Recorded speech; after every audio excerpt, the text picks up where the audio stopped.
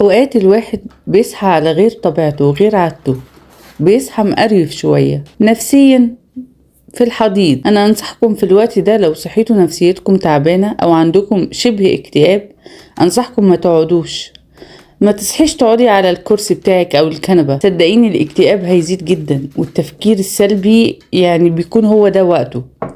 على طول قومي كده، اعملي زي ما انا بعمل، لملمي كل حاجة كده قدامك تحس ان هي مكركبة الدنيا، اجري على المصحف بتاعك، امسكيه، وهو ده بركة يومك، هو ده اللي هيغير لك المود بتاعك. بس تكوني على يقين ان القرآن هيغير مودك بجد، يعني ده عن تجربة. مش لازم تقعدي في جنينة، لو ما عندكيش جنينة اقعدي في البلكونة، لو ما عندكيش بلكونة اقعدي على الكنبة بتاعتك اللي انتي كنت عايزة تقعدي تفكري فيها تفكير سلبي.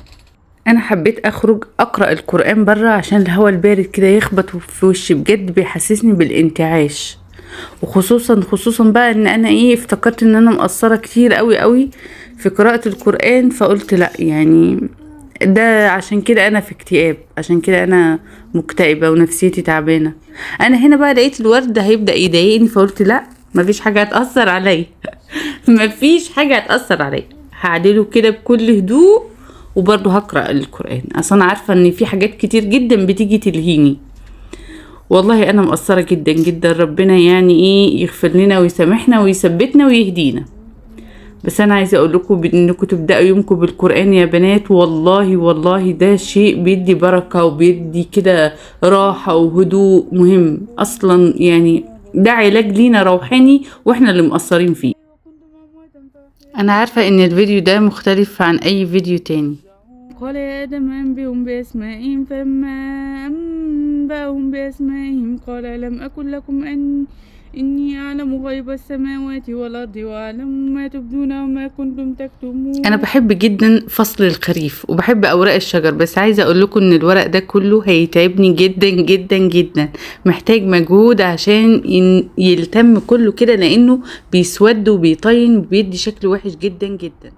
فانا عندي شوكة كبيرة كده للجنينة حديد، بنكنس بيها الورق ده كله ونعمله اكوام ونحطه في اكياس الزبالة. هنا بقى انا فتحت الشبابيك، وعايزه اقول لكم يا بنات اول ما تصحوا فتحوا شبابيك البيت كله، حتى لو كان في تلج بينزل بره لازم تفتحوا، ولو يعني فتحوا فتحه صغيره جدا.